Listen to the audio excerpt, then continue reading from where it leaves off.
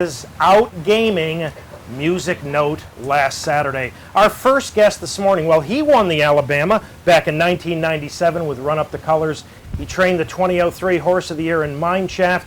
1 year ago today, he was on this program. Later that afternoon, nearly pulled off the Travers with Grasshopper. Going to try to win it this afternoon with Mambo in Seattle. Ladies and gentlemen, a longtime friend of this program and one of the nicest guys in the sport, Mr. Neil Howard. Neil, welcome back to Down the Stretch. Thank you. Thank you for having me. Nice to see you as always.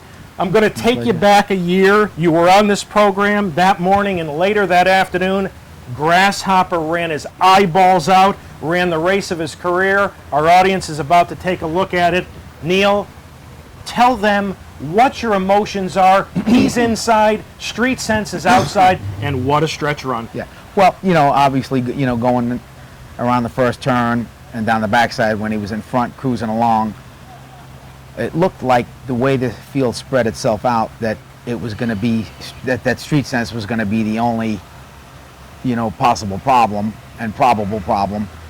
And then when they passed the 8th pole and he kept hanging in there, you thought you got that couple of second feeling that maybe he would grind it out, but you had to be. It was probably one of the best experiences of my career. I mean, it was just, even in defeat. Oh yeah, Street Sense, who was just a tremendous horse, trained by one of my best friends, and it's the Travers. What more can you say? I watched that race from the roof of the press box, and after the race, you and Carl had a nice exchange of words, waiting for the horses to come back. You remember what you said to each other? I can't remember. But it was a nice exchange of words. Yeah, Carl and I have been friends for years, and Mr. Taffel, I walked down, he is just, they're wonderful people, I mean, it's just really not, it could not have been a better set of circumstances.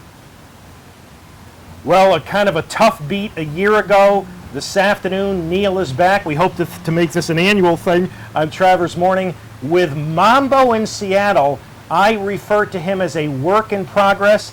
And for a discussion on Mambo in Seattle, here's Michael. Neil, good morning. Thanks for being with us. Thanks for having me. You're welcome back, Travers or not. That's all there is to that. Sir. So, Neil, any colt bred like Mambo in Seattle, any colt bred like him who shows even a modicum of talent, usually causes his connections to think about big things. At what point this year did you start thinking this is a stakes horse? Well, we actually kind of, we've always been very optimistic about him. Mm-hmm. He didn't get started till late, but as you say, pedigree-wise, confirmation-wise, he always had everything going for him. And he always trained along. Mm-hmm. So you had that part going too. They can look great, but if they don't do it, But we kind of thought after he won, I think that two other than at Churchill. Yep. The last Mile before he eighth. came up here.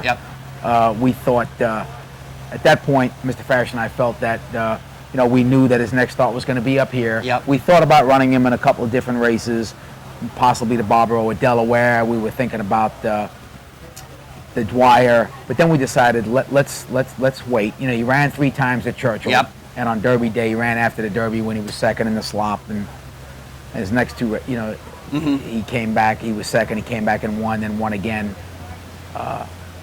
Then we thought that let's go ahead and point for the race at Saratoga, either that undercard race that he ran or 3 other than a week later. We're going to visit that in a moment. And I was remiss in not telling our audience that when Neil and I talk about this pedigree, his sire's King Mambo, sire of Lemon Drop Kid. His mom, I think, is a half sister to AP Indian, Summer Squall. Yeah. So this is very rich. Yeah, he's just, as I said, that's what they do on that farm. Better believe it. And he's just a tremendously, magnificently bred colt, and he's meant for absolutely. This kind of thing, distance-wise, so on and so forth.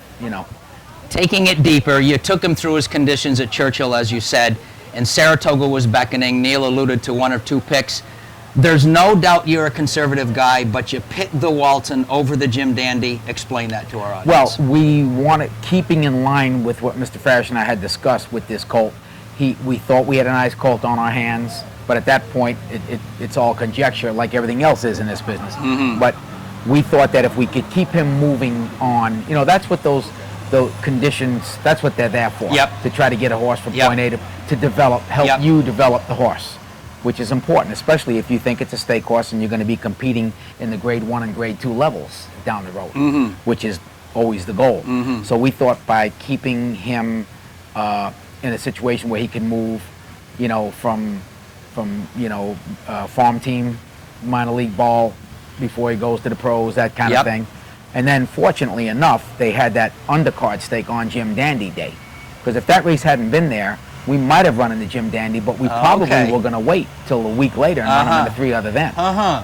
We really wanted to have one more race that was kind of a step up, but not the step up.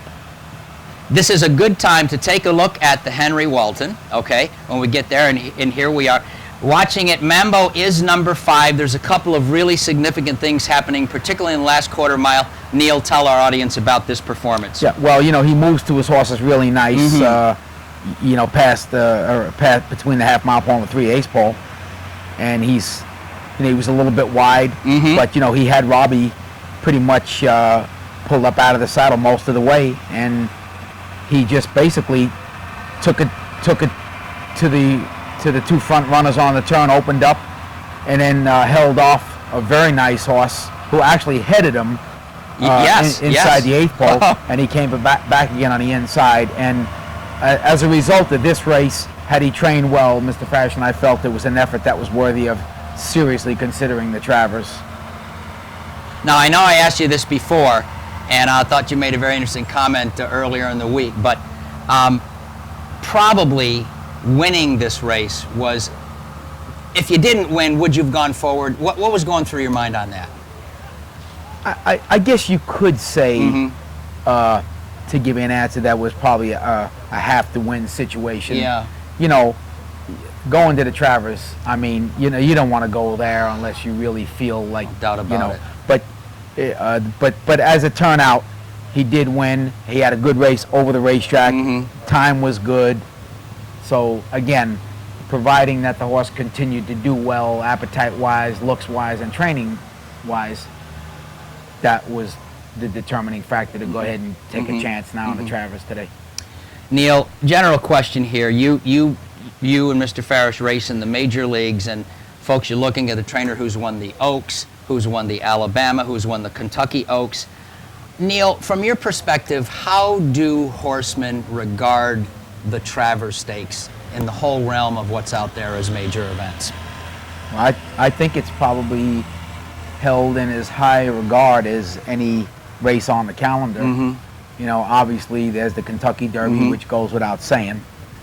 But I mean, the Travers, if you look back on, look at history, the Travers has been the proving ground of probably some of the greatest names in that building across the street. Yeah. Very, very well said. Pleasure to talk with you this morning. Mark? Well, Neil, as always, we appreciate your time. We always enjoy seeing you. Thank you, sir. It's been a lot of years with having you on down the stretch, and we always enjoy it. Best of luck this afternoon with Mambo in Seattle. Hope he runs well and comes out of it well. Thank you both for having me. I appreciate it. Thank you, Neil. Neil Howard, ladies and gentlemen, the trainer of Mambo in Seattle. One of the horses he will have to beat this afternoon is Tale of a Conti, who is a 20